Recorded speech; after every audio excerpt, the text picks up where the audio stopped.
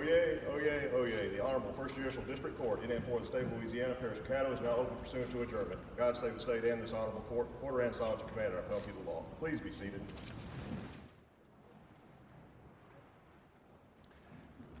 Good afternoon and welcome. We, the judges of the First JDC, or First Judicial District Court, welcome you to this very important ceremony. We're pleased to have other members of other courts and the public officials here today, but we just appreciate your presence. This is a time-honored tradition, and we're gathered here today to honor those who have passed before us, our colleagues who devoted their lives to the practice of law. But at the same time, we're here to recognize the new faces and the new attorneys that have just recently been admitted to the practice of law, who will carry on the traditions that have been set. This is indeed a time of remembrance and a time for renewal. Today's ceremony will be under the direction of the Shreveport Bar Association, and after the invocation by Dr. Day, the program will be turned over to Mr. Ben Polich, who is president of the Shreveport Bar Association. But before I turn it over to Dr. Day for the invocation, I would like to thank him on behalf of the court and the Shreveport Bar Association for allowing us to use this beautiful sanctuary today. Indeed, it creates a much different atmosphere than we are used to in the courtroom. And for that, Dr. Day, we really do appreciate it. Thank you.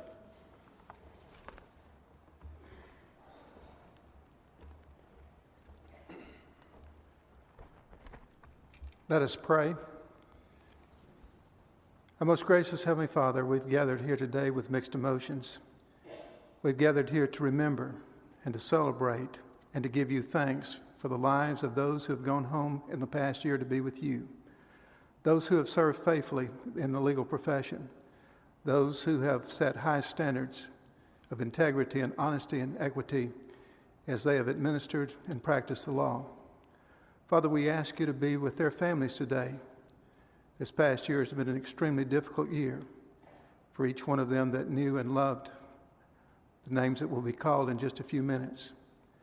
May your comforting hand continue to undergird them and give them strength as they walk through the valley of the shadow of death. Also, Lord, we have gathered here today to celebrate those who will be coming into the bar, those who will begin their practice of the law. We ask you to be with them and guide them throughout a long and very faithful career. We ask you to continue to guide us and direct us. And may our lives be pleasing to you. And thank you so much for your presence this afternoon here in this sanctuary. And may you touch each one of us in a very special and wonderful way. For we pray this in your precious and holy name. Amen.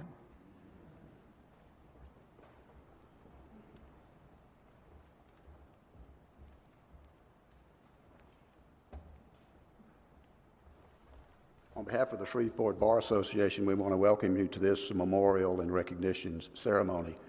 This is a big deal for us in the Shreveport Bar Association. We have a committee dedicated to this year-round to deal with this ceremony. It's a time-honored tradition for us in the Shreveport Bar, and it's a time of sadness and gladness.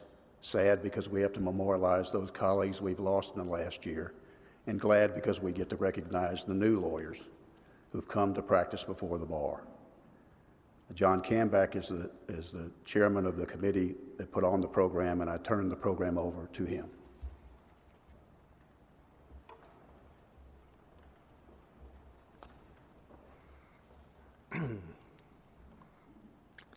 When Ben asked me to chair this year's memorial and recognition ceremony for the second year in a row, I was very glad to do it.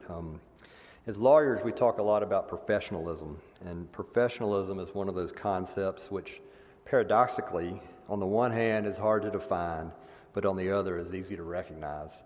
I think we, as a bar association, exercise a measure of professionalism by continuing this long tradition. That is the tradition of memorializing those attorneys who have lived and worked among us, but who have passed away over the last year. At the same time, we recognize and welcome new attorneys to the bar. It is not a coincidence that we do so at the same time. We, as professionals and members of this bar association, have standards by which we comport ourselves. For new attorneys, I urge you to take heed of these memorials and ask yourselves, to what will I dedicate my life and my career? In dealing with your fellow attorneys and representing your clients and in your service to the community, I hope you will follow the examples of those whom have come before you. Be guided by their paths. Take note of the fondness with which they are remembered by their peers. Ours is a profession, a challenging one at times, but also a rewarding one. We are called upon to give ourselves in service of a higher ideal, that which we call the rule of law, which itself has been bequeathed to us by those who came before us. Thus, we are endowed with a great gift, but also an enduring obligation to keep the faith. The first memorial for James D. Caldwell will be presented by John Milkovich.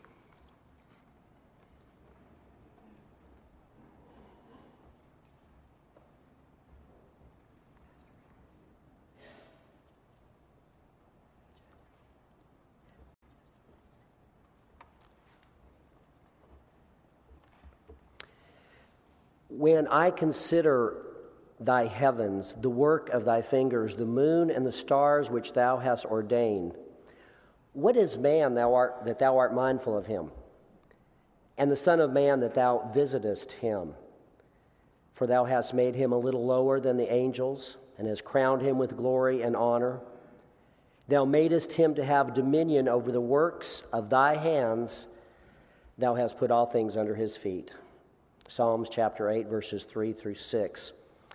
Jim Caldwell was all about family. His personal life, by some people's standards, was probably quiet, home-centered, and centered around his family. He didn't spend the few precious hours of off time that he had, aside from work and church, at the Petroleum Club, the University Club, Shreveport Club. Didn't spend his off hours playing golf at the country club, nor drinking cocktails with fellow barristers or at society events.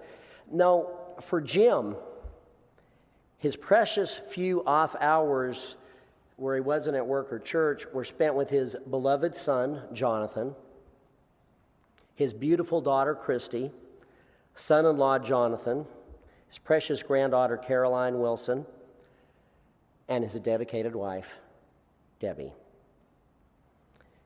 He spent his hours not over highballs with legal community, but with his family.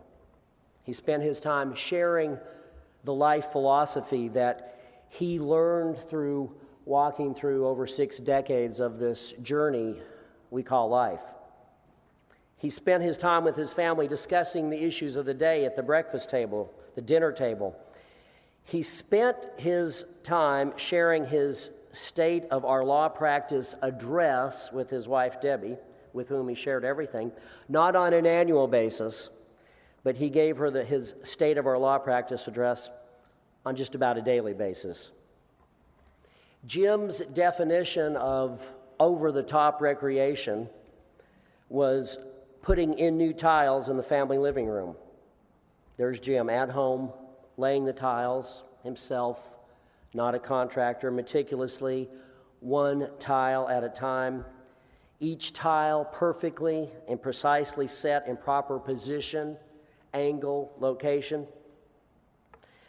And in reality, James's most profound conversations with his family were not words at all, but they were the messages spoken by his life. The passion for justice that he demonstrated to his daughter, the indomitable work ethic, the courage to fight fatigue, overcome exhaustion, war against weariness to the end, the lessons he demonstrated through his life's labors to his son, and the absolute integrity and relentless righteousness and inextinguishable honor with which he inspired his wife. That was an integrity that he extended towards the courts, opposing counsel, and above all, his own clients. Jim was all about family. Jim was also all about faith. The psalmist records the magnificence of God's creation, and the psalmist records also the decree that places man over God's creation in some sense. And the revelation, startling upon reflection, that God has made us humans a little lower than the angels.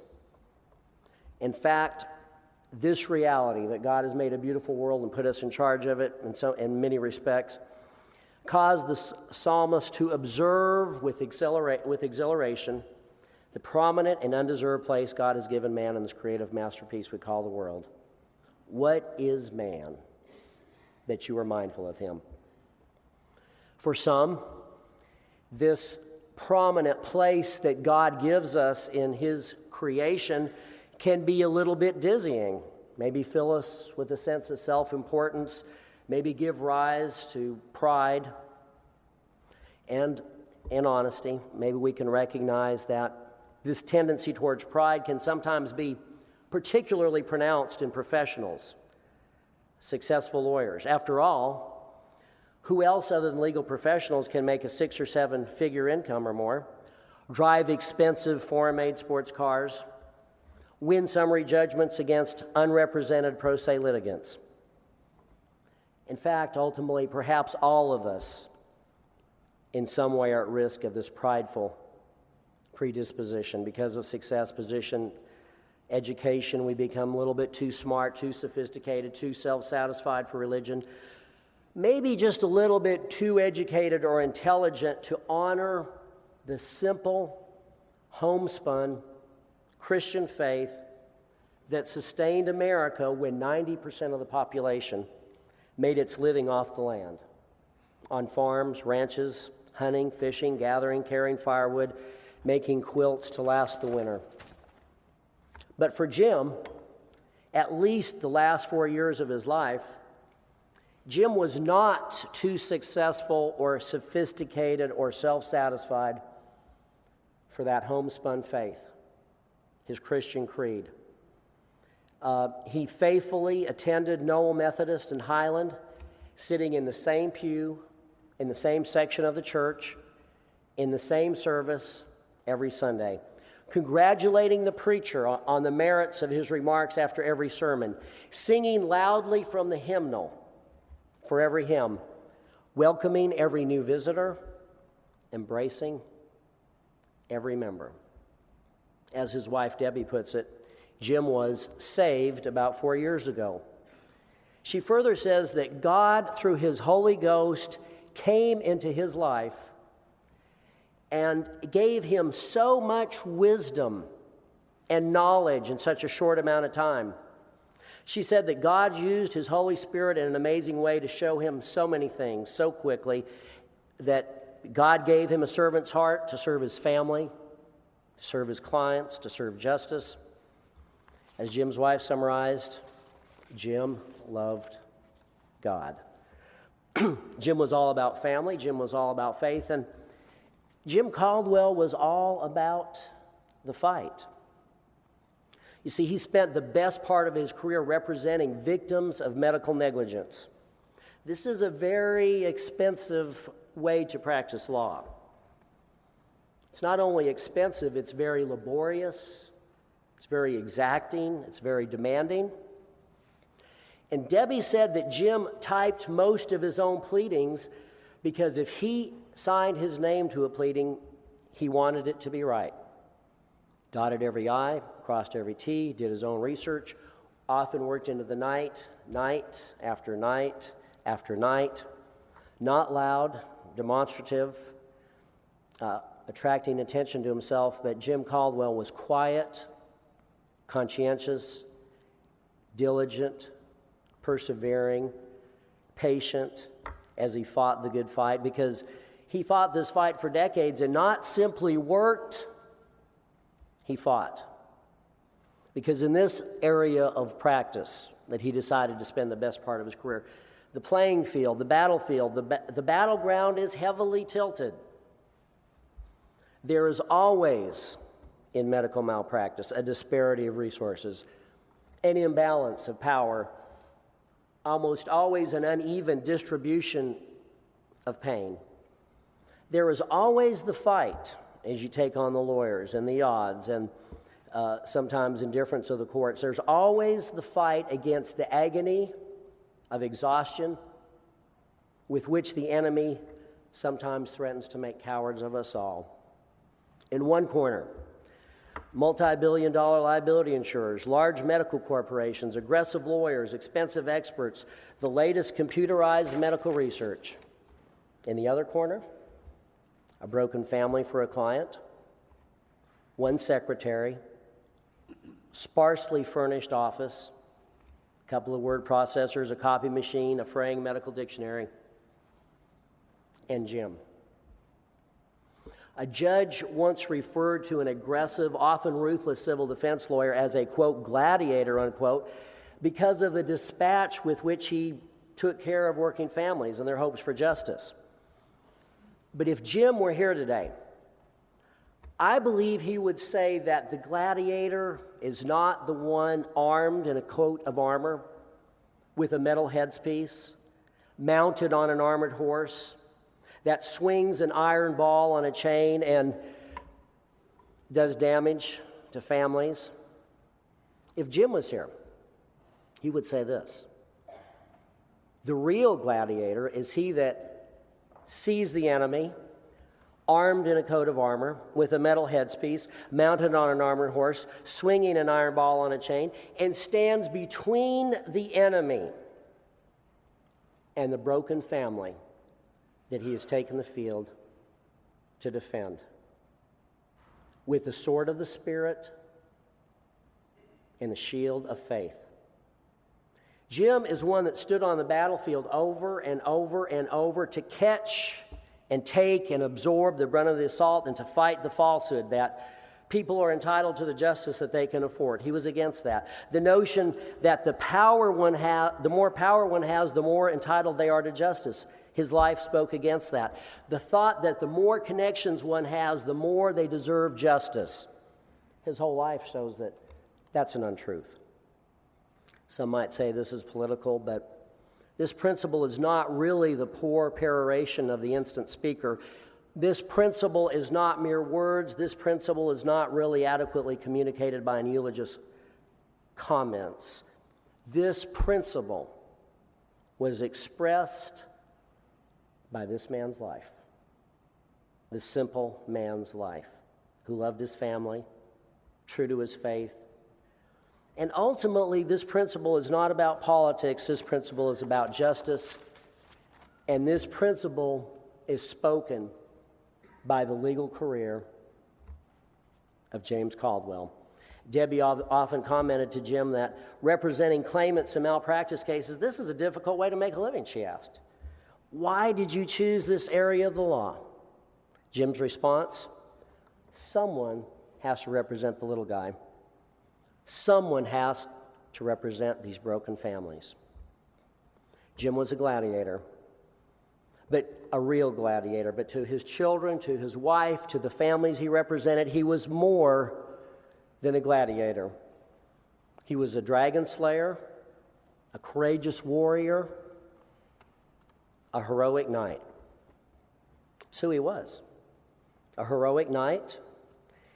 He was a dedicated, unselfish, patient, unflinching, noble everyman. Loyal to his family, dedicated to his faith, committed to the fight. And Debbie, I want to publicly thank you for the awesome privilege and honor of eulogizing your wonderful husband. God bless you and your family.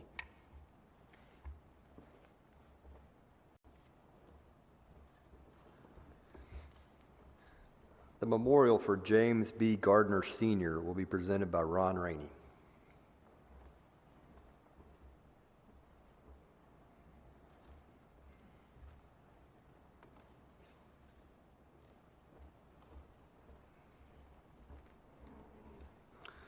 May it please the court, ladies and gentlemen and colleagues.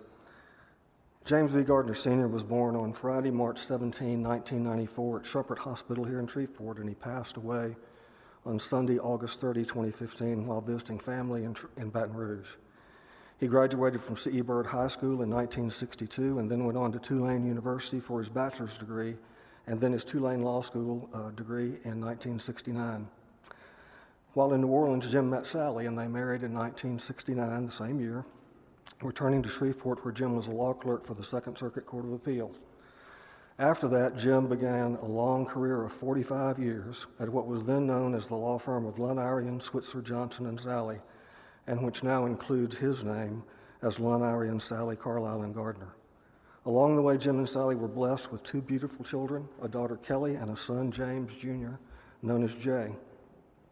Jim was mostly a quiet and gentle man, but he also knew how to have a good time. His sense of humor was well known, and he enjoyed a good laugh, even if he was being kidded by one of us, his law partners, or his friends, or anyone else. In the legal community, he was highly regarded by his peers.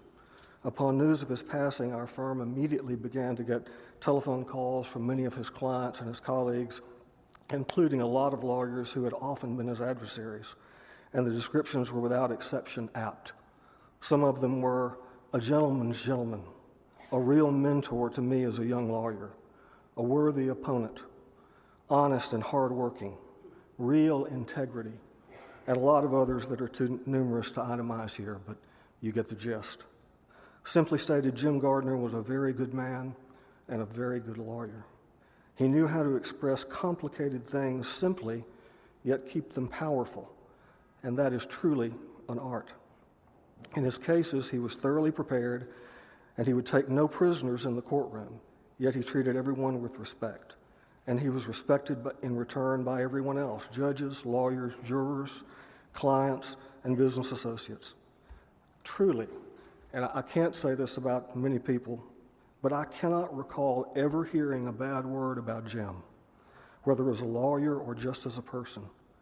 His long career at our firm is a testament to his loyalty, and that's how others felt about him as well. He had the same secretary, Shirley Walker, for the last 36 years, and she describes him as having the patience of Job and of being a friend and a mentor to her as well as a boss. And throughout his career, Jim found a balance between work, the family that he cherished, his church, and his community. He was very fond of the East Shreveport Rotary Club, of which he was a past president. Along with Sally, he was active in the crew of Justinian and served as its king in 2005-2006. Outside the profession, he enjoyed travel, and he and Sally took numerous trips within the United States as well as abroad, especially during the last several years. He also liked to read, yes, other than law books. He was a weather and geography buff as well, and he also loved music and was closely associated with the Weidman piano competition.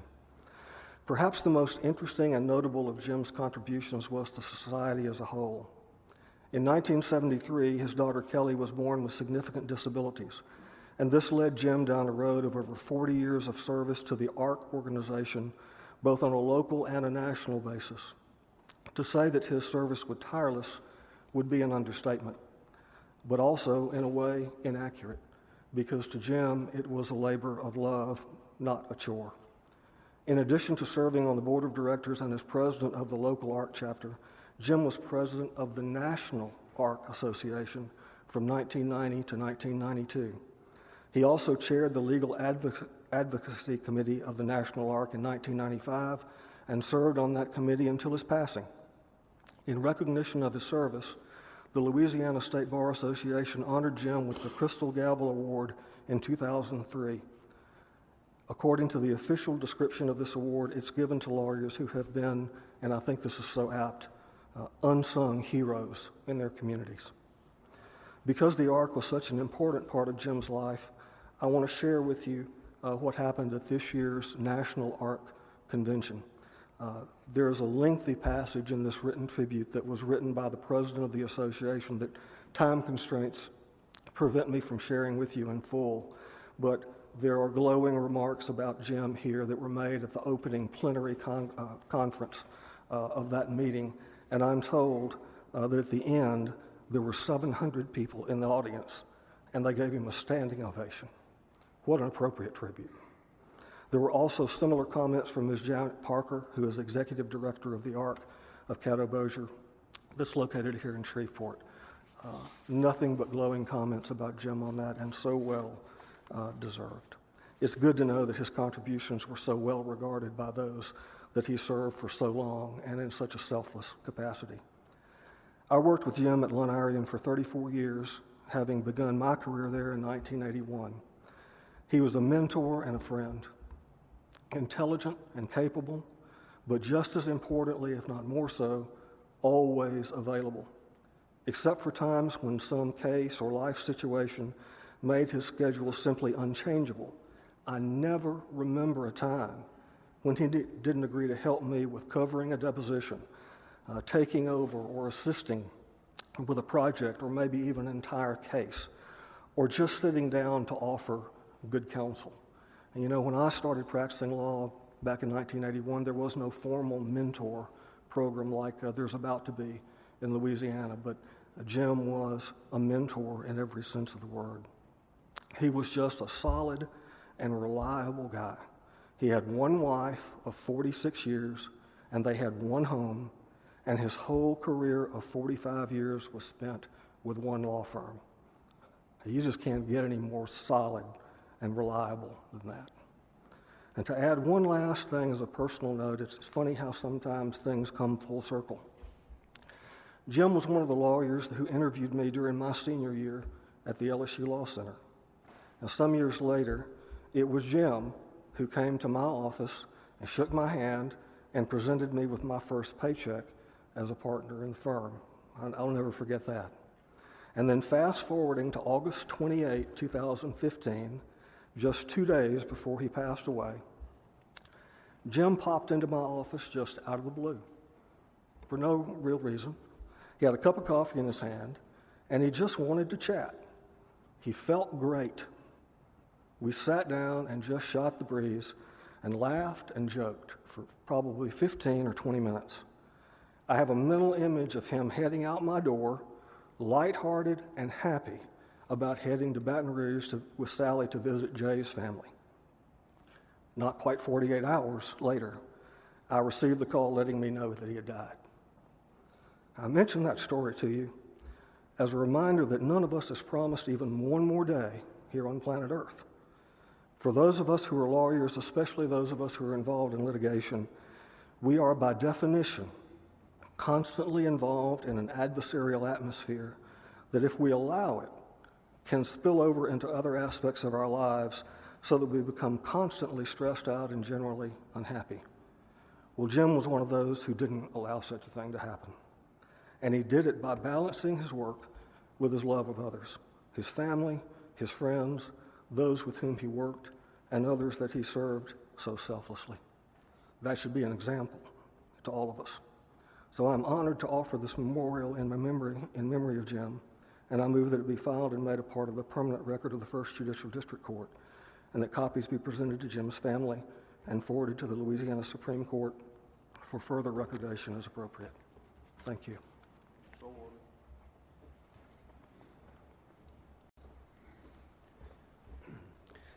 The memorial for James Fleet Howe Sr. will be presented by John Cox.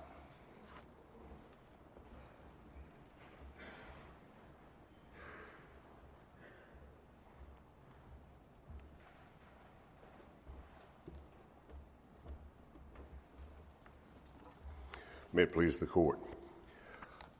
All members of the judiciary, elected officials, members of the clergy, families, members of the bar, and guests.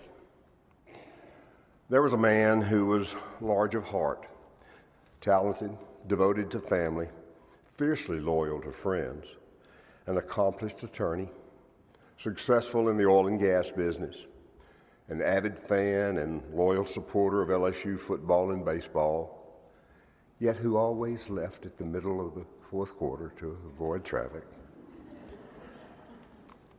There was a man with a ready smile and a quick wit who never met a stranger, yet who made many of his significant contributions to society and individuals quietly, even without their knowledge of the source. Much of what he did was unheralded, done not for publicity or praise, but on principle. This individual was a man of integrity, with a sense of duty, a man who made his life matter, and by making his life matter, made other lives meaningful. His family and friends, those less fortunate than he, society as a whole, were all made better by the life of this man, James Fleet Howell, who passed away on December 18, 2014, but with a legacy that quietly yet boldly survives him and which should inspire others. Some of his many philanthropic accomplishments will be in fact publicly recognized in a few days hence when he will be named posthumously by the Northwest Louisiana chapter of the AFP at its National Philanthropy Day luncheon as the area's outstanding philanthropist.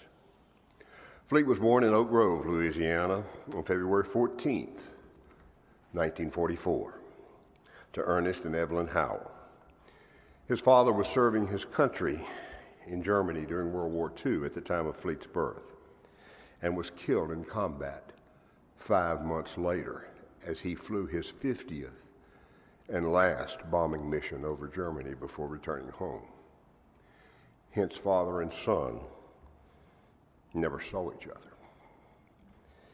At age 5, following his mother's remarriage, the family moved to Shreveport, and after completing Arthur Circle Elementary School, Fleet was one of the stars of the Broadmoor Junior High School football team and for the Bird Yellow Jackets.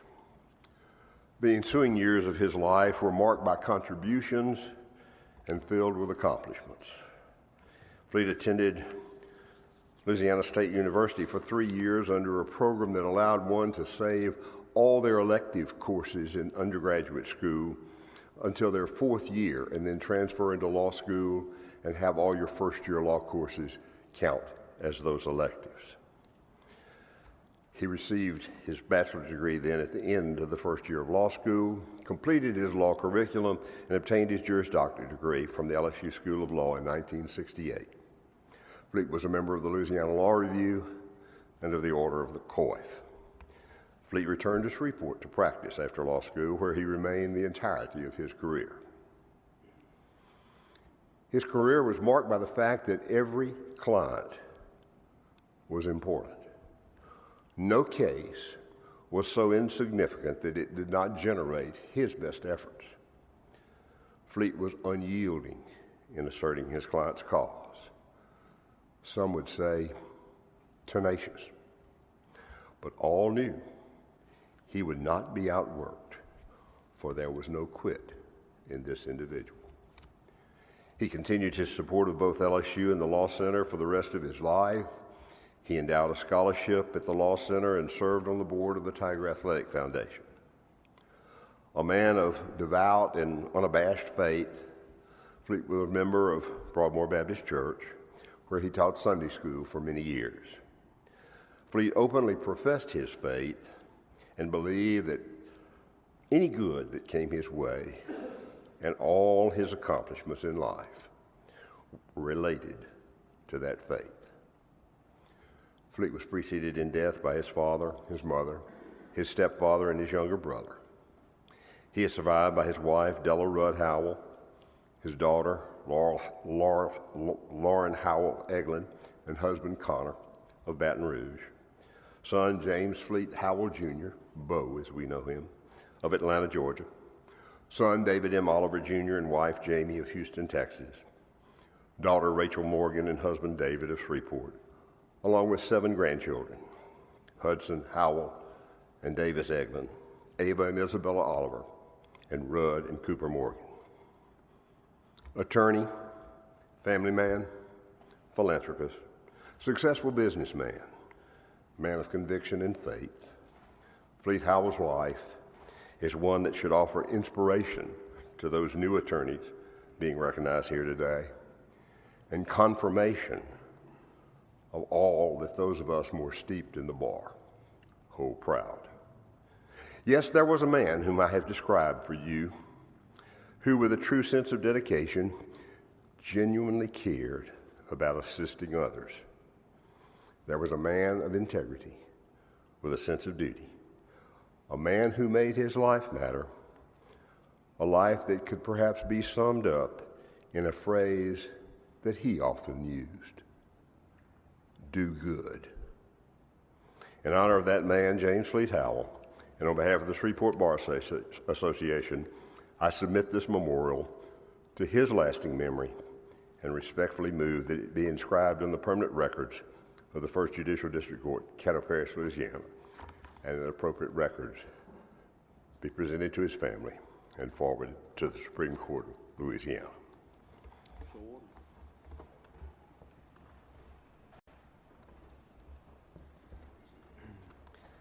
The memorial for Nielsen Scott Jacobs was presented by Tim Allen.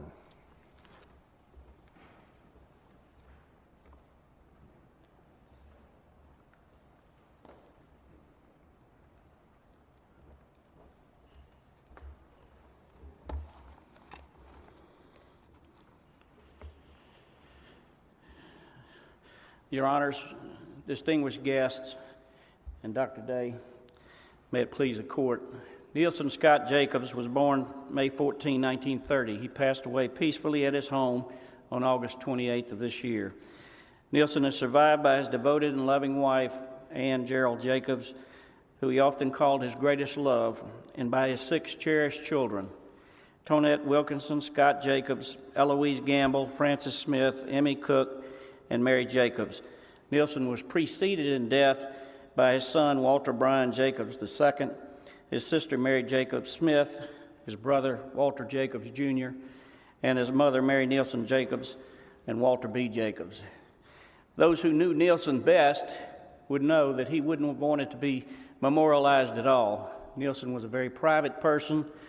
I called Al Evans, his best friend, to get some pointers and suggestions for this memorial, and he immediately said we needed to talk to Ann and get some of her suggestions, which was a good thought, and I thank both of them for their insight and comments. With that in mind, I'd like to make my remarks as brief and concise as possible in Nielsen's memory. Nielsen attended LSU and was a member of the Kappa Alpha fraternity and received his undergraduate degree in 1951.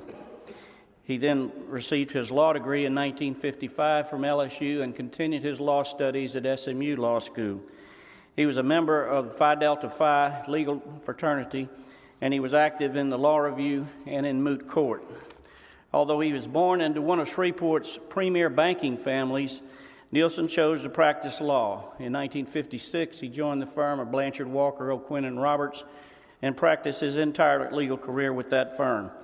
Nielsen was a quiet, thoughtful man who loved to research the details of his cases, and he concentrated his practice in the area of real estate and oil and gas law. Many of his clients became his personal friends. Case in point, there were 4 Italian families who were troubled about the political climate in Europe and wanted to invest in real estate in the United States. Nielsen assisted them in their legal matters and became fast friends with those families. His children and Nielsen visited them in Italy and Austria on several occasions, and one of the patriarchs of one of those families became one of his closest friends. Nielsen loved to run before that sport became as popular as it is now. He could often be seen running around the track at the YMCA. I remember once seeing a picture of Nielsen, who was a very slightly built man with these massive Popeye forearms, and I was shocked to learn that he was quite the boxer in his younger years. Nielsen's greatest love was his family. His 6 children, his grandchildren, and his 2 great-grandchildren were a constant delight to him. He met Ann, his wife, late in life, and they enjoyed over 10 years of glorious marriage, filled with love, laughter, adventure, travel, music, explorations in philosophy, science, literature, and religion. Their favorite outdoor hobby was birding, and Nielsen particularly enjoyed birds of prey and falconry. As one of his falconry friends wrote to Ann, he is now soaring with the eagles. In his retirement, he took up several pursuits, including cooking. He loved to grill, and he usually made the main course in grilled fish while Ann filled in the details. Nielsen enjoyed the finer things in life. He enjoyed classical music, and his favorites were the Baroque composers. He also loved to read and had quite a collection of books, and he read and reread the classics. His computer was a great source of entertainment and information. He loved to research. Al Evans told me he loved to research medical issues, and he was fired by at least 2 or 3 doctors. Nielsen was a man of great moral integrity. He was known by those closest to him to believe that honor and truth were 2 of the most valued characteristics of a person. In his professional, personal, and political life, he did not believe in bending or breaking the rules. His children found him perhaps to be a little hard-headed at times, and they said once he made up his mind, it was impossible to change his mind. As one of his law partners, I witnessed firsthand the fact that he could be a little bit stubborn. Nielsen served his beloved country and did a tour in the Air Force, and his patriotism never wavered. He was a true believer in the Constitution and the Bill of Rights, and he and his friend Al Evans became fast friends or close friends because they were both staunch conservatives. Into most lives, there's great pleasure, and there's also great sadness. I've mentioned some of the great pleasures that Nielsen's enjoyed, and I'll mention, because I think it demonstrates the integrity of the man, his great sadness, which was with him all of his life until he died, was the death of his young son, Walter, who was killed in front of their home when he ran out into the street and was hit by a car. It is often said that there is no greater grief that a person can feel than the death of one's child, and Nielsen would be the first to say that is so. But to show the character of the man, after the driver of that car was arrested and taken to jail, Nielsen knew it was an accident. In the midst of the grief of his family and the turmoil, he got his coat and tie on, went down to the jail, and made sure that man was released. I think this demonstrates, beyond any doubt, the character of Nielsen Jacobs. When Nielsen met Ann, he found out that she and her family enjoyed the Ananias Hunting and Fishing Club. Nielsen had actually been there as a small boy. Nielsen and Ann spent many hours in their little boat going out amongst the cypress trees, watching the birds, nesting and fishing in the lake. And after a number of years, I think they both decided that there was a little bit of heaven in a special place out there in those cypress trees. After Nielsen died, when all his children could join him, they had a special ceremony out in the lake in that special place amongst the cypress trees, watching the sunsets, and spread his ashes. As his friend said, he is indeed now soaring with the eagles. Nielsen Jacobs leaves behind the example of a modest, private, and somewhat shy man who gave his best to the world, and the blessings of love for his family, a few close friends, and wonderful memories that will not fade with sunsets. I'm honored to offer this memorial in memory of Nielsen Scott Jacobs, and move that it be filed and made a part of the permanent record of the First Judicial District Court, and that copies be presented to Nielsen's family and forwarded to the Louisiana Supreme Court for further recordation as appropriate. Thank you.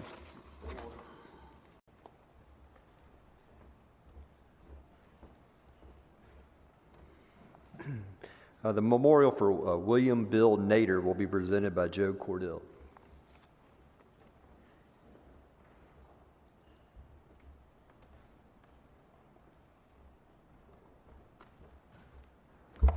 May it please the court and all distinguished guests, William Glenn Nader was born on September 18th, 1952 in Austin, Texas. He died here in Shreveport on October 4th, 2014. Bill grew up in Shreveport, having attended A.C. Steer Elementary School, Uri Drive Junior High School, and graduated from Captain Shreve High School, where he served as head cheerleader.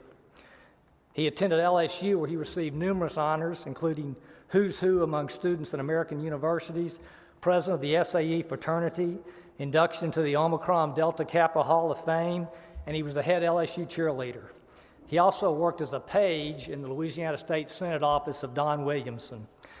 Bill always wanted to be a lawyer, and he pursued that goal at LSU Law School, returning home to practice law here in Shreveport, which his father, Nassib. He was a lifelong member of St. Mark's Episcopal Church, where he served as a lay minister. I practiced law with Bill for approximately 10 years with Love Ribby, Dehan, McDaniel, and then again with him with Sam Love from 1996 until Bill's death in October of 2014. To give you just some kind of idea as to what type of person Bill was, I practiced law with him for over 25 years, and I do not remember at any time exchanging any crosswords with him.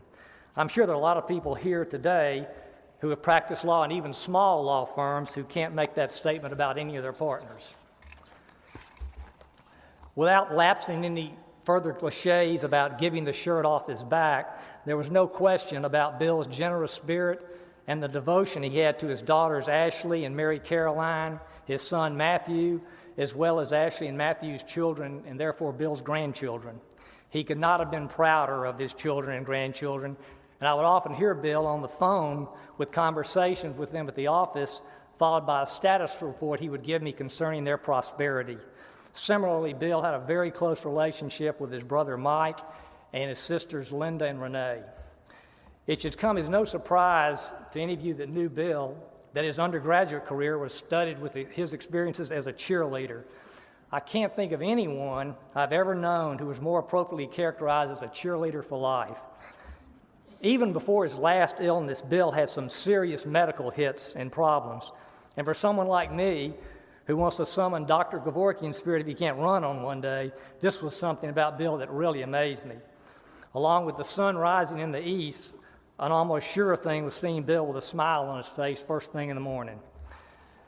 Bill's last few years were spent mostly handling criminal cases, and it wouldn't be uncommon for him to be present in 3 different courtrooms on one day, and it would certainly not be uncommon to see legions of Bill's clients coming into the office on a daily basis.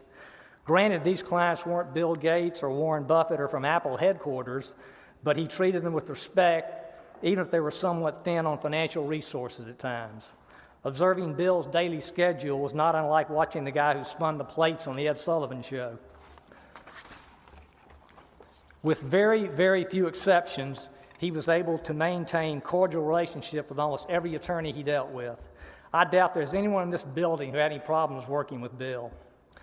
Outside of Bill's children, grandchildren, and his law practice, he was an ardent supporter of LSU athletics and had season tickets as long as I can remember to LSU football games. He would typically go down to Baton Rouge with Sam Love. As most of you here know, the good fortunes of LSU football have waxed and waned over the years, but even during the waning years, Bill never lost his cheerleader spirit in backing the Tigers. I can assure you there's no way that Bill would not be in the seats for this Saturday's game against Alabama, even though it's on the road. And he will certainly be there in spirit rooting for LSU, and I can assure you that Bill will be turning in his grave should Les Miles make a bonehead move to lose the game. And that's one of the things I miss most about Bill. Whenever there was a controversy about athletics or politics, I always look forward to discussing it with Bill in the office. He was an excellent sounding board also when I had a legal predicament that I needed some help on. Because of his wide experience in practicing law, he would usually have some valuable insight for me. All of us here have had problems sorting out and dealing with the good people and bad people we have come across doing this job. Bill was one of the good people. And as much he will be missed by his family, and he will also be missed by the legal profession. I'm honored to present this memorial in his memory and move that it be filed and made a part of the permanent record of the First Judicial District Court, and that copies be presented to Bill's family and forwarded to the Louisiana Supreme Court for further recordation as appropriate. Thank you.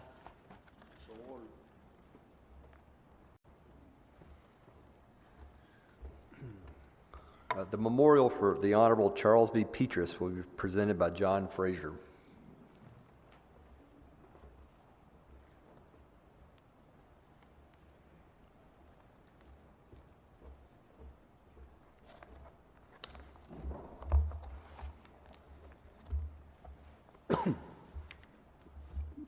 May it please the court.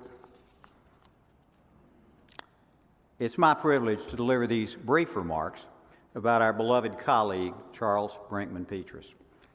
Judge Petrus was born May 27, 1940, in Shreveport. He met an untimely death from Alzheimer's on January 28, 2015. Charles graduated from Byrd High School in 1958, earned a Bachelor of Business Administration degree from Tulane University in 1963, and in 1964 was awarded his Juris Doctor degree from Tulane also. In 1962, Charles married Betsy Chandler. Charles and Betsy have 3 children: Christopher Sidney Petrus and his wife Beverly Jane, Ashley Petrus Sanders and her husband Troy, and Allison Petrus Walsh and her husband Patrick, who among them have 11 children and therefore 11 grandchildren for Charles and Betsy. I need to warn you, these remarks may not be as somber as some appropriately are and will be and have been today. They may be downright irreverent from time to time. If entirely serious, I fear they wouldn't do Charles justice or reflect the Charles we all knew and loved. To say the least, he was known for his inexhaustible appetite for practical jokes, his self-deprecating sense of humor, and his inexpertly yet incessantly repeated bad jokes and stories. To this day, Charles' name frequently comes up among his friends at lunch or at the Y. We often hear it, sometimes in unison, when someone is telling an interminable story that seems to have neither ending nor purpose. Many times you'll hear, "Will you ever get to the point, or is this a Petrus story?" Trust me, all of us wish we could hear one more Petrus story from Charles himself. He was our friend, my partner, and my mentor. Judge Petrus' family, I'll point out, includes pioneers in the Shreveport legal community, to say the least. In fact, Judge Petrus' legal career began when he had accepted a clerkship with the Second Circuit Court of Appeal in 1964, clerking for his great-uncle, Judge George Hardy, Jr. Charles' brother Bill and sister-in-law Cynthia continue that proud family tradition of practicing law in Shreveport. A story about Bill tells you much about the brothers. When Charles was being inducted, or actually prior to it, for the Court of Appeal, and then at the ceremony, he described Bill as his very favorite brother, not mentioning, or maybe he mentioned, Bill was his only brother. And in fairness, though, Bill struck first.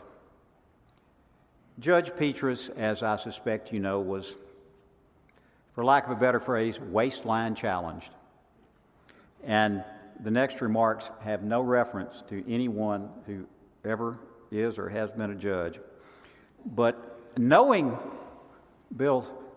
Charles' sensitivity about this waistline challenge part, said, "Charles, that's a great idea, because that must be the only position where wearing a robe, it's a professional job, the apparel doesn't have a waistband." In 1966, Charles joined the firm of Wilkinson Woods, Carmody, Meadows, and Hall, which evolved into Wilkinson, Carmody, and Petrus. And in 1980, Charles and Ed Greer, with John Hayter, formed the firm of Petrus, Greer, and Hayter. A few years later, I joined Charles and Ed in the firm of Petrus, Greer, and Frazier, then Craig Smith joined us. For lack of a better phrase, we had a grand time. Vivid memories from those days include Charles and the fax machine. Charles loved technology but was bewildered by most of it, and he was convinced our fax machine was some sort of combination cross between technology and voodoo. Fax machines, particularly in those days, often included built-in telephone handsets for voice communication. One day, one of us put the fax machine telephone on the speaker setting to free up our hands to clear a paper jam, as the technical support was telling us over the phone. Charles walked by and was convinced the machine was explaining how to repair itself. He actually saw it as the patient on the operating table explaining to the surgeon what to do and how to do it. I will tell you that we didn't stop Charles from rushing back to his office to call other people and his friends to exclaim about this great advancement in technology. I'll also never forget Charles' office at Petrus, Greer, and Frazier, but particularly I won't forget Ed's description of it. As Ed Greer described the interior design elements of Charles' office, he would say, there were numerous framed photographs of Charles. Charles in spring, Charles in summer, Charles in the fall, and the not-to-be-missed, hard-to-top, Charles in winter wearing his ski outfit. Public service was a way of life for Judge Petrus. In 1978, he ran for the Shreveport City Council, which was the election of the first council following the change in government, the first mayor-council form of government. And Charles won. That, by the way, was his last contested election. The names of those who served on that first city council are familiar to all of us. Former Mayor Jim Gardner, John Scotto, now former Mayor John Hussey, Senator Gregory Tarver, Reverend Herman Farr, Judge Hillary Huckabee. These men, from dramatically different backgrounds, were giants in our community. They grew close working hard for our city. Charles later worked as city attorney for Mayor John Hussey. As I mentioned, 78 was his last contested election. In 1996 and 2002, Charles was elected without opposition to the Second Circuit Court of Appeal. Judge Bryson observed at that ceremony, it wasn't luck, it was that the voters and the lawyers and the people understood who was most qualified for the job. In addition, Judge Petrus served our community in many more ways, among them as president of the Shreveport Bar, a 20-year member of the Louisiana State Bar Association House of Delegates, and as chairman of the Shreveport Bossier Y. Charles' busy practice was a commercial and estate planning practice that involved a strong helping of litigation. He had an uncanny sense of what was important, how to address it, and how to best serve his clients. He was unfailingly professional. He carried that with him to the bench. But to illustrate, Charles and I first met when on opposite sides of a hotly contested case. We went at it hammer and tongs for quite some time. We represented our clients, and we did so fervently. We've been friends ever since. I think that's the way it's supposed to work. Charles left a huge legacy of good friends and was loyal to them and they to him. In his professional practice, it's possible that Charles had more than two secretaries, but I know well two great ladies, Judy Robertson and Susan Reeves. They collectively covered at least 40 years of Charles' career. Charles' daughter Allison, in her eulogy for her dad from this pulpit, quoted many of his life's lessons that he would jot down or she would jot down. I think they're very much worth hearing, but we have time for a few of them today. This is wisdom as imparted by Charles to his family, and I think to all of us. If you can't say anything nice, don't say anything at all. Books make you smarter. Give credit where credit is due. Be kind. Your dog really is your best friend. Don't be afraid to ask for help. Don't skip on the mayo when ordering Jimmy John's. When possible, pick up the tab. Don't buy running shoes under $100. Think before you speak. And never, ever say, Betsy, I can't do that. I work. He also noted, be kind to your children. They pick your nursing home. Not bad words to live by. In closing, I want to share a few words that touched his favorite and only brother, Bill. And Bill was kind enough to share them with me. This is a quotation from the eulogy delivered by Margaret Thatcher for her friend Ronald Reagan, also felled by Alzheimer's. This is for my friend, our friend, Judge Charles Petrus, and it expresses my sentiments better than I could. For the final years of his life, his mind was clouded by illness. That cloud is now lifted. He is himself again, more himself than at any time on earth, for we may be sure that the big fellow upstairs never forgets those who remember him. And as the last journey of this faithful pilgrim took him beyond the sunset, and as heaven's morning broke, I like to think, in the words of John Bunyan, that all the trumpets sounded on the other side. We here still move in twilight, but we have one beacon to guide us that he never had. We have his example. A great lawyer and judge, a wonderful husband, father, and grandfather, Charles Brinkman Petrus. We all miss him. And now, Your Honor, I move this memorial be spread on the minutes of the First Judicial District Court. Copy be provided to Judge Petrus' family and forwarded to the Supreme Court for appropriate recordation. Thank you.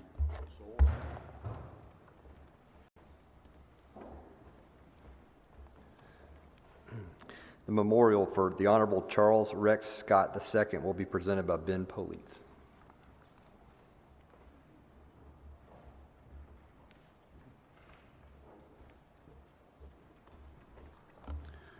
Charles Rex Scott II, known to us as Scotty, was born July 3, 1947, to parents Charles Mercer Scott and Marie Balcom Scott, and raised in Natchitoches Parish, Louisiana, and died in Baton Rouge on business on April 22nd of this year. He earned his undergraduate degree from Northwestern State University in Natchitoches, Louisiana, and thereafter secured his Juris Doctorate in 1971 from the LSU Paul M. Hebert Law Center in Baton Rouge, Louisiana. Scotty began his public service career in 1971 as an assistant city attorney for the city of Shreveport, followed by a stint as an assistant district attorney and city prosecutor from 1973 until August 1st of 1980, when he was elected without opposition as a Shreveport City Court judge. In 1982, Judge Scott ran unopposed again for the Caddo District Court, where he served with distinction for 25 years, stepping down as Chief Judge for the First Judicial District Court. While a district judge, he served as president of the Second Circuit Judges Association and president of the Louisiana District Judges Association, and served on its executive board until 2008. After retiring from the bench, Scotty offered himself again to the citizens of Caddo Parish, who overwhelmingly elected him Caddo Parish District Attorney in 2008.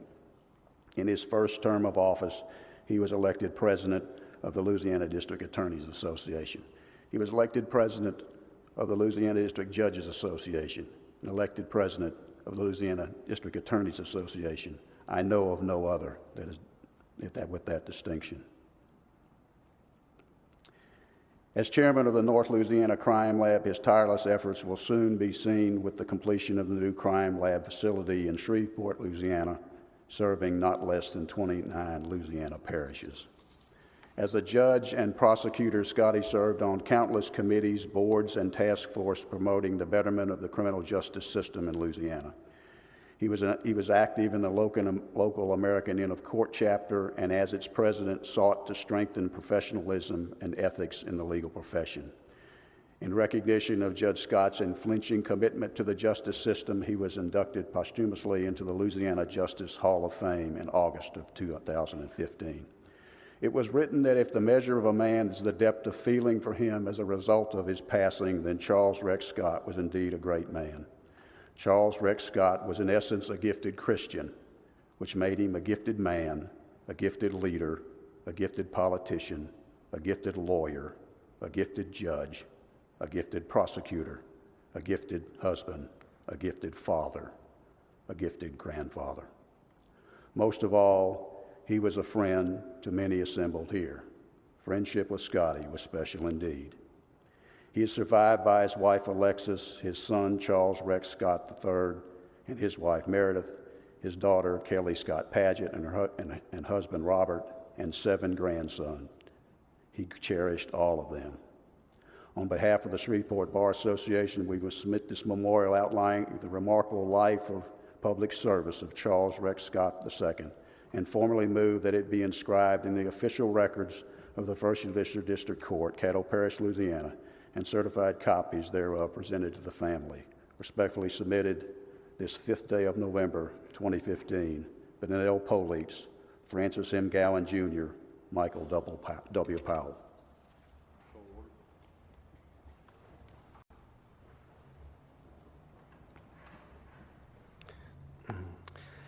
The memorial for the Honorable Tom Stagg will be presented by Judge Don Walter.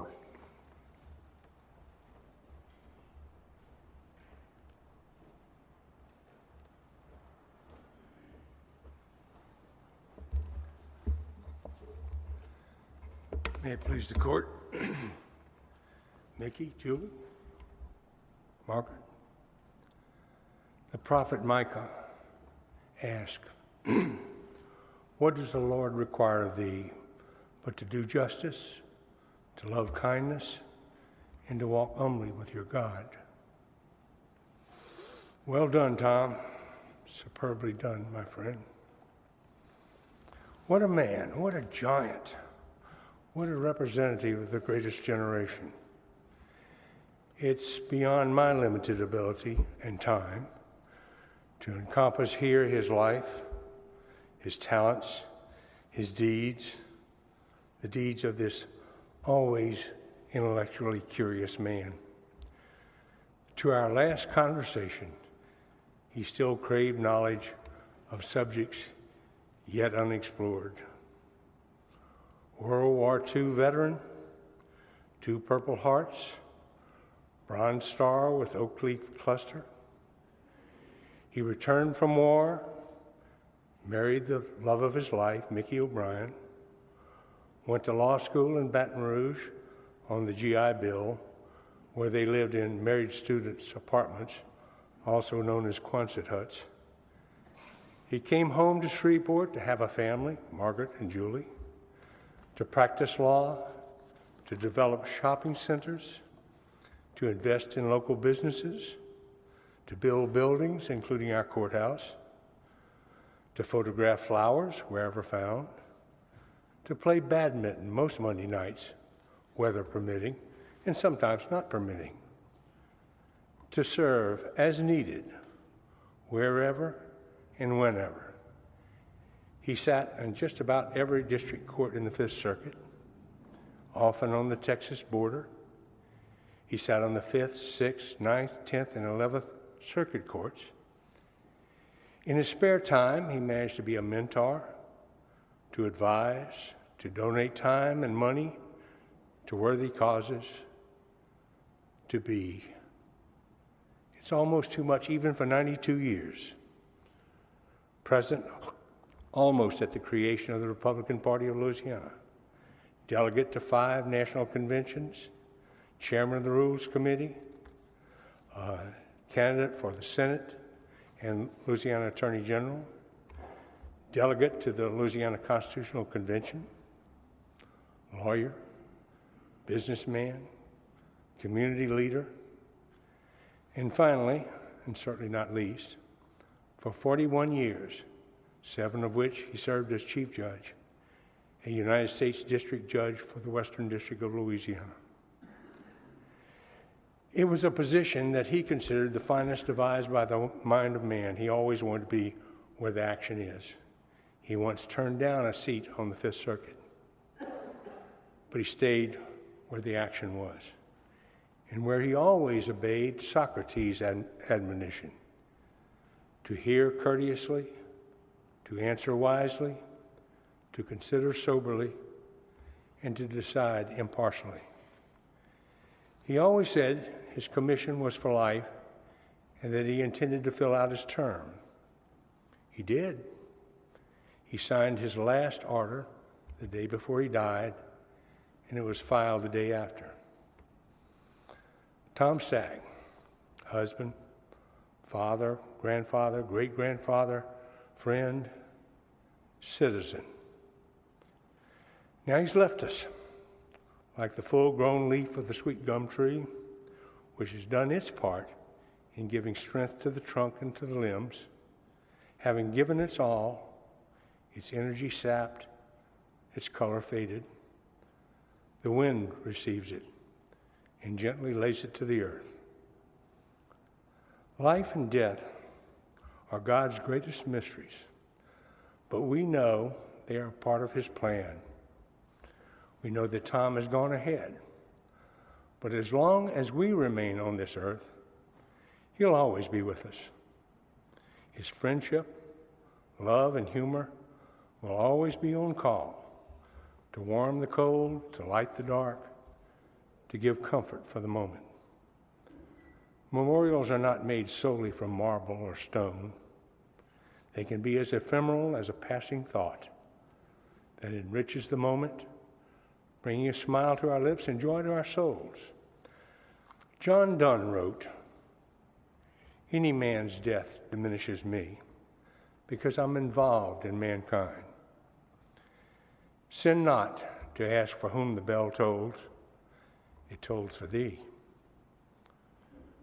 Because of his long service to our country, state, and city, because so much energy and love and friendship were shared with us, the passing of this noble, honorable, and decent man diminishes us all. For myself, I confess it's painful to view the future without being able to turn to him for advice, for our chats, for our trips, for our sharing a glass of cheap white wine. I take comfort from the poet Matthew Arnold. It is no small thing to have enjoyed the sun, to have lived light in the spring, to have loved, to have thought, to have done, to have advanced true friends and beat down baffling foes. Eternal rest grant to him, O Lord. Give comfort to his family and friends. We're not likely to see such a man again. I'm honored to offer this memorial and move that it be filed and made a part of the permanent record of the First Judicial Court, and that copies be presented to Tom's family and forwarded to the Louisiana Supreme Court for further recognition as appropriate. If you ask him how he was doing, he'd say top shape. But since this is afternoon and not morning, I think I'll open it like this. John Silver Stevens was born in Shreveport, Louisiana on September 29, 1931, and died in Shreveport on October 20th, 2014. In between those times, he lived a long and colorful life, devoted to his family and to the practice of law. He attended Wentworth Military Academy and graduated from Coshada High School. He went on to earn a degree in animal husbandry from LSU and obtained his LLB, which was later converted to a JD degree in 1958. He was a Kappa Alpha and stayed an active alumnus through his life. After law school, John began practicing in Many, Louisiana, but longed to return to his hometown of Coshada, where his parents had owned the general store. An older lawyer of his acquaintance suggested to him it would be a good idea to work for an insurance company before hanging out his shingle, and so he did. He worked for State Farm for a year, a fact that he did not advertise in later life. He hung out his shingle in Coshada and became an assistant district attorney, and he was also the lawyer for the Ford dealership there. So he had a steady income and a new car, and he and his wife, Ginger, began to raise a family. They had two daughters, Virginia Ellen, and Melanie. He loved his family, but he also loved a good time, and many of those good times were the well-lubricated variety. John was elected to the bench of the 39th Judicial District Court in 1979. However, he was not able to serve very long in that capacity before those well-lubricated good times caught up with him. Thus began his dark night of the soul. I met John in a roundabout way. I knew his daughter, Ginger, Virginia Ellen, when she served as the secretary of our church. Later, I met John Lynn, Ginger's husband, but it was a long time before I knew that John Lynn and Ginger were married. And then somewhere around there, I met John Stevens, and it took another long time before I put it all together that was all one family. But the more I knew John, the more I liked him, and the more I knew of his story, the more I admired him. He loved the law. If there was anything he loved more than the law, it was his family, his two daughters. Later in life, he found Judy Roush, and they were together for more than 20 years. The dark night of John's soul involved his forfeiting of his judgeship and eventually losing his license to practice. But I think that if he were here today, he would probably tell you that it was one of the best things that ever happened to him. It caused him to examine his life and to take inventory. He found a God of his understanding and set out to repair the wrongs that he had done.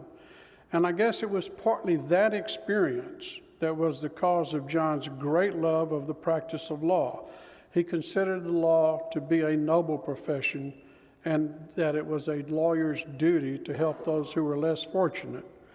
He was devoted to three things: his clients, his family, and to helping others who found themselves at the bottom of that same pit that John had climbed out of.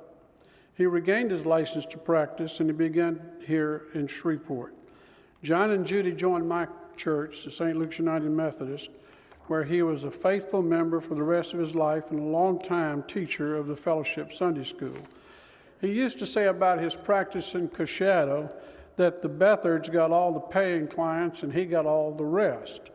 His daughters told me about receiving various things for legal services in barter, such as vegetables, fish, fresh game, chickens, to motorcycles, a car, and even a coat. It rarely mattered to John whether a client could pay him. His only concern was whether he could help that client.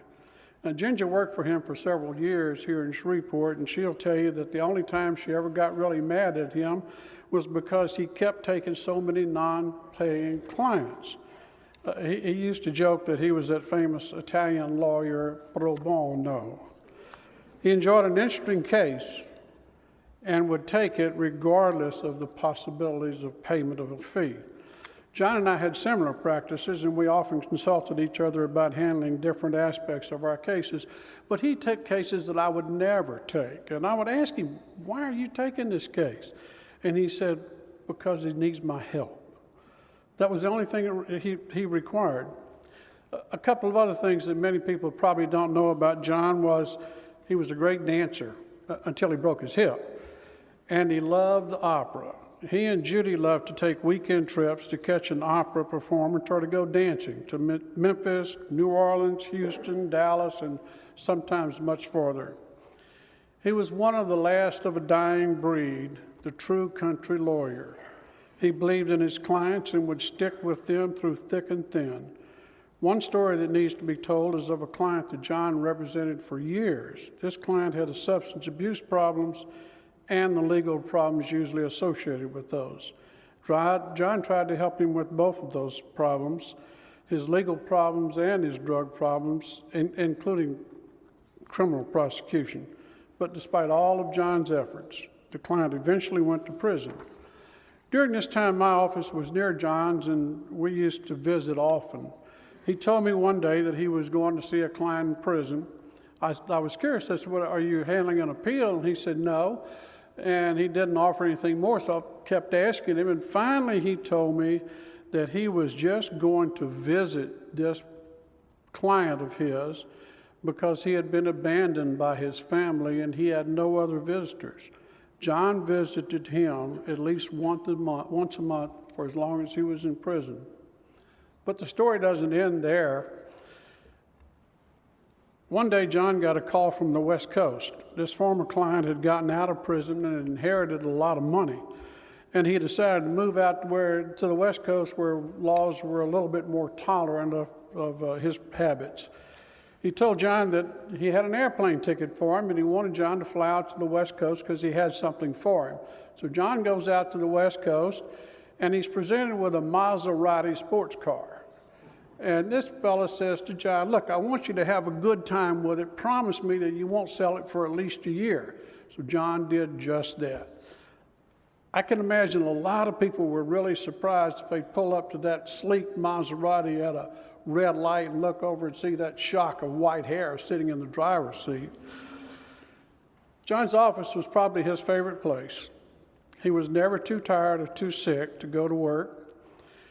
In the last few months of his life, his family tried to talk him out of going to the office, but that was to no avail. When he could hardly breathe, just a few days before the end, he insisted on tending to business. He had some loose ends that needed tending to for a client. And all the time I knew John, I never heard him say a bad word about anyone. Never. Lawyers know that this is a difficult profession and one that is inherently adversarial. I know that it's sometimes difficult for me not to say something negative about a brother at the bar, but not John. He was the consummate gentleman, country lawyer, and a friend to all. Properly educated and extremely well-read, he respected everyone. He treated everyone with dignity and kindness. Regardless of one's station in life, pauper or prince, all were treated as equals. and he had a great sense of humor. It was kind of dry, and I admit sometimes I didn't get it, but sometimes I would get it maybe several hours or a day later, and it would all come to me, and I would laugh. I learned a lot about practicing law, loving my neighbor, tolerance of others, forgiveness, and being a true gentleman from John, and I will join many in missing him.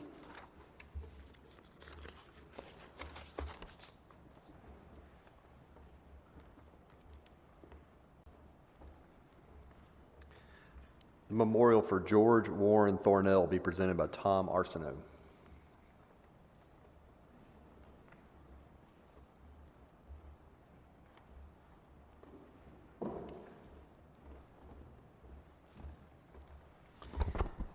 May it please the court, Carol, family. I met Warren Thornell with his beloved Carol on New Year's Eve, 1992. Our mutual friends Jay and Lisa Merle invited us to join them at the New Year's Eve party at the Petroleum Club. Carol and Warren and Elizabeth and I were engaged to be married. Just a couple of years after that, I struck out on my own, entering a solo practice on the second floor of the Slattery Building. I had a small suite in the front quarter of the building overlooking Huddy Ledbetter and the library. Warren was practicing with another law firm at that time, and he was looking for a way to make his practice more effective. In other words, he was looking for a smart way to make more money. One night over some wine, I shared with Warren how low my overhead had become, and I told him there was a vacant office just in the next suite by my suite. Why didn't he consider coming over and sharing the space and equipment with me, lowering the cost for both of us?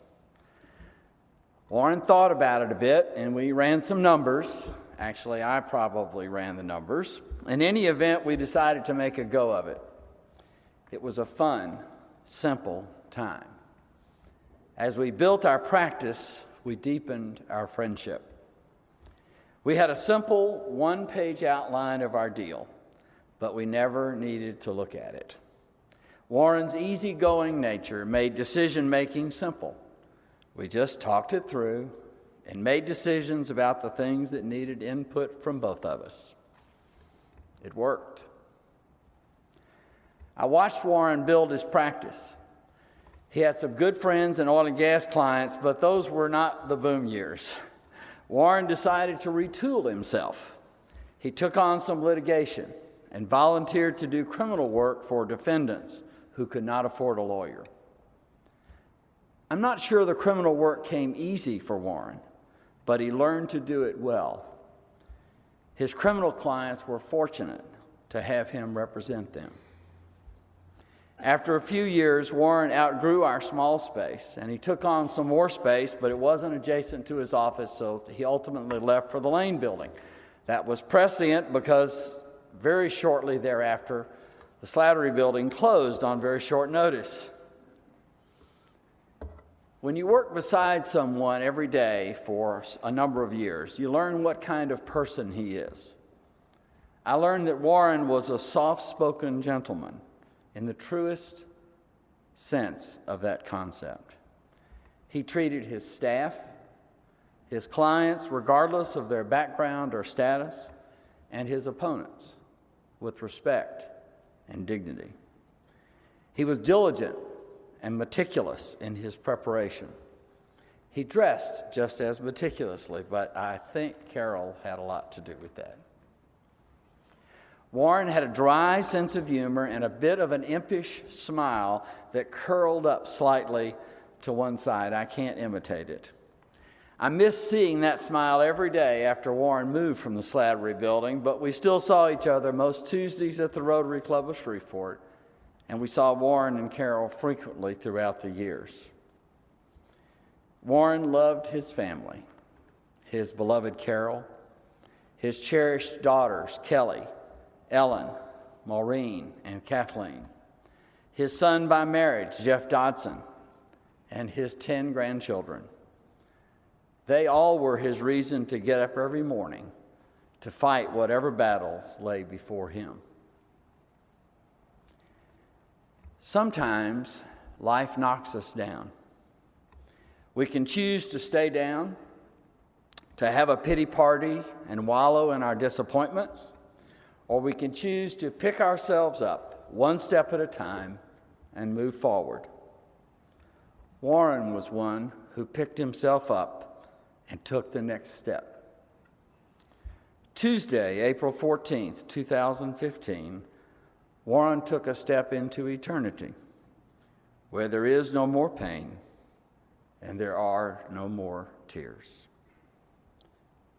It is my great pleasure to move that the written version of this presentation be made a part of the permanent records of the First Judicial District Court, and that copies of it be presented to his family and forwarded to the Louisiana Supreme Court for further recordation as appropriate.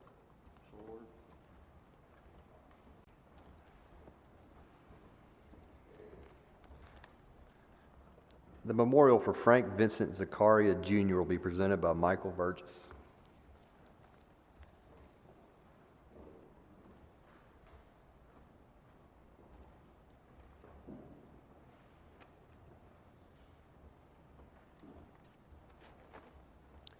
Good afternoon. I know it's getting a little late in the day. I'm here to honor Frank Vincent Zakaria Jr., which is about as an Italian name as I've ever heard. Frank really was into his roots, liked to do things his own way. He was pretty amazing when it came to telling jokes and his sense of humor. I prepared a lot of written remarks, which I'll obviously put into the record. They've already been filed or will be filed, but the family basically asked me today to convey some stories about Frank as opposed to just going over his legacy. So to comply with that, I'm going to tell two stories about Frank.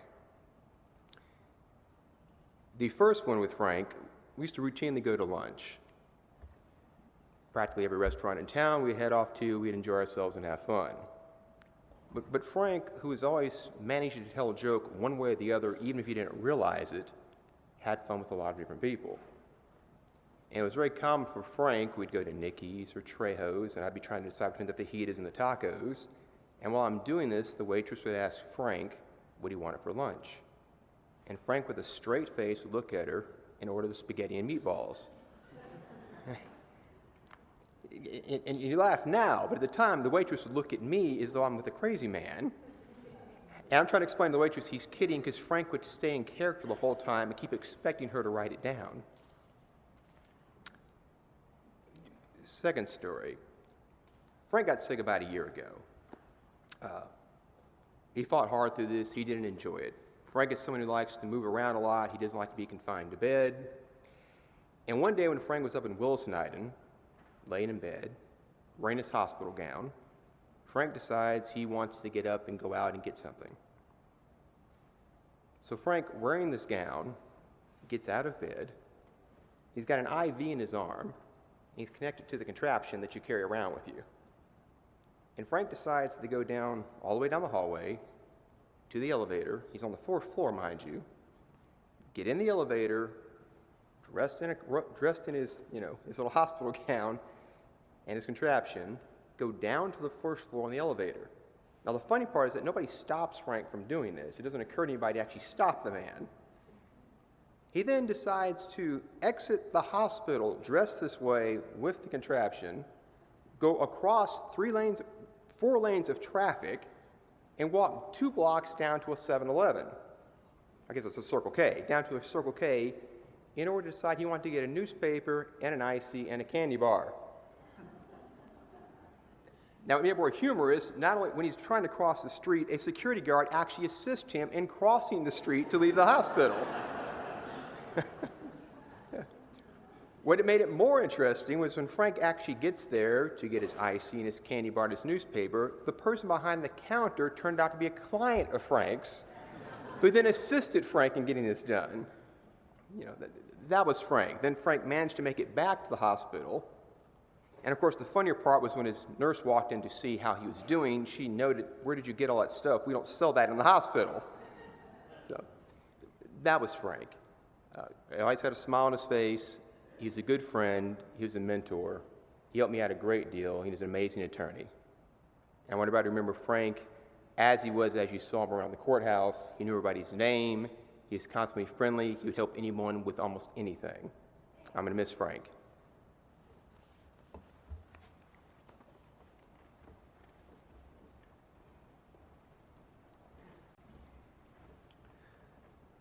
Of this year's young lawyer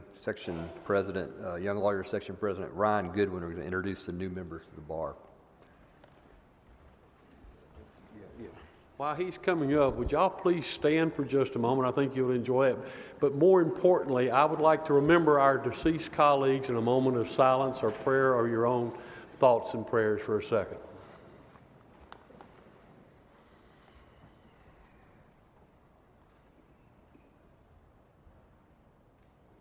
Amen. Now I'll turn it back over to the Bar Association.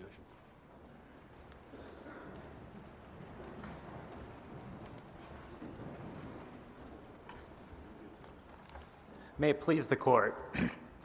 The rail running across the front of the courtroom is what has historically come to be known as the bar.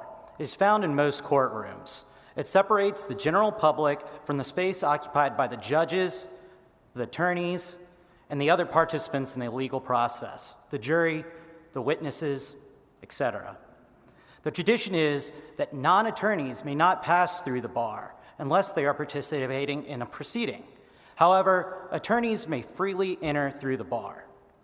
At this time, we wish to recognize and welcome to the bar each attorney who, during the last year, has passed the bar examination and been admitted to practice before the bar of the First Judicial District Court during the last year. As your name is called, please stand, pass through the bar, and remain standing before the court. Drew Barnum. R.J. Giglio. Sarah Giglio. Felicia Hamilton. Ashley Jackson. Devin D. Malone. Robert G. Pugh III. John Alex Radford. Nathan M. Tellup. Patrick T. Wiggins. Ann E. Wilkes and Zachary A. Wilkes.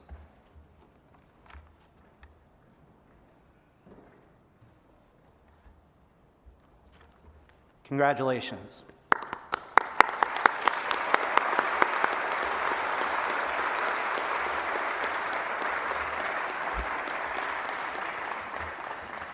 You're going to be very fortunate. You may get 2 applause. I want to also welcome you on behalf of the First Judicial District Court. We congratulate you on your admission. We hope you have a long, prosperous life before the court. We also hope that you will put your name on the list to volunteer for the indigent offenders. That the list is causing a lot of controversy among the bar now, and I'm sure the clerk will be happy to have you sign that list. We're very prejudiced. We think we have a very good bar here in Shreveport. It has been recognized, or I think it's been recognized, as a very outstanding bar for a number of years. So it's a challenge to you. We would like to say it's a responsibility, but to me it's a challenge to you to continue this tradition of excellence, much like the men that you have heard of today. You are to be commended for doing a job well done in college and passing the courses and get here.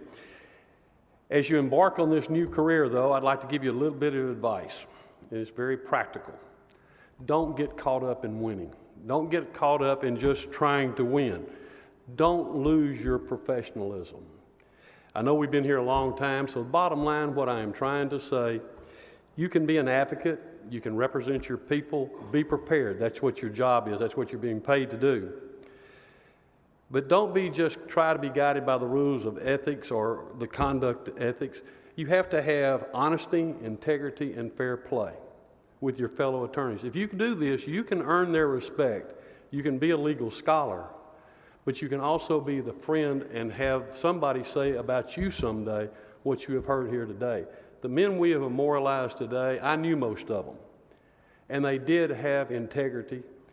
You could fight with them, and then you could go out to lunch with them, and the next day they may be on the same side with you. And that is a true attribute to them, and hopefully that's one that y'all will carry on. Before I turn the program back over to John Frazier, who's going to conclude the program, it's my understanding he's going to conclude the program, I'd like to remind you that the court is going to be adjourned upon the benediction by Dr. Day, but the court will be in recess in honor of the colleagues, except for the couple of trials that are still on today that I cannot dismiss because they're vital to our service. But at any rate, congratulations to y'all. Now you may congratulate them one last time. And John?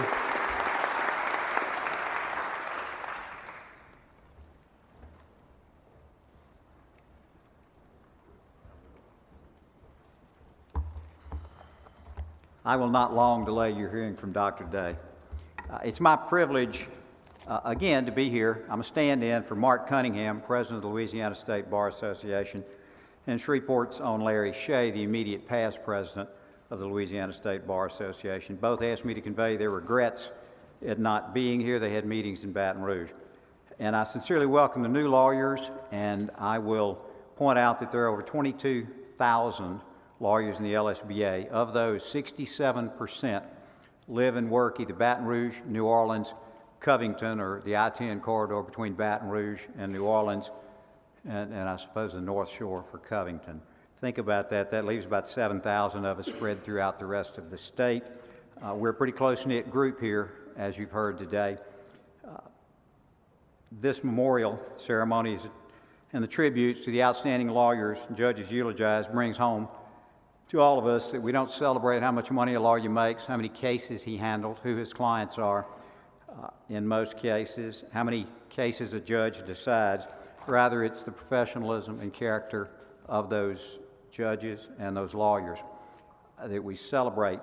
I'll point out that the difference, I think, in profession, our profession as a profession and being simply a business, is traditions like this memorial and recognition ceremony, the Red Mass we have each year in May, our unique crew of Justinian, and as you have heard, the yeoman service to the profession and our community that are prime examples of, again, why it's a profession and not simply a business. Help us preserve that professionalism, new lawyers, and pass that on to others. I don't think for 1 minute you don't have a role in this. Now, there will be the reception that I think will be mentioned. It will be at 625 Texas at the Bar Association office following this, and I will withhold any additional remarks until then. Thank you. Thank you for permitting us to participate.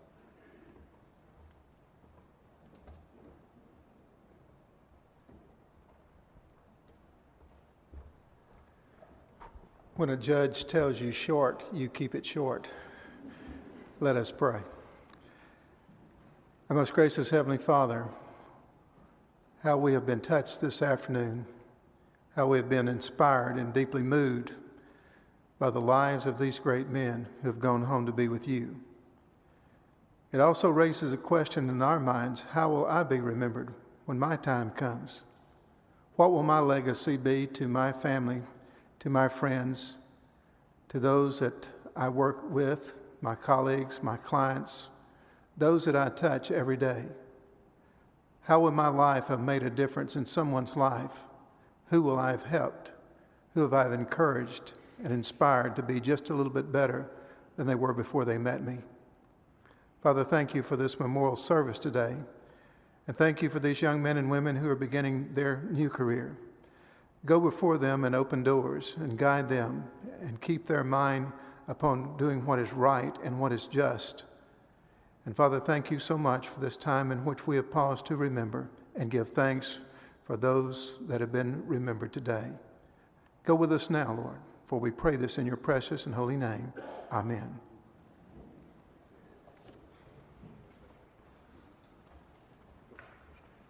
Well, I was looking at the bailiff because I thought he was going to close. It is adjourned, and you're free to go and go to the reception.